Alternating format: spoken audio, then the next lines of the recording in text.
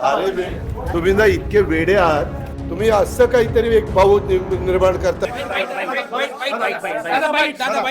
संदीप क्षीरसागरांबरोबर चर्चा झाली.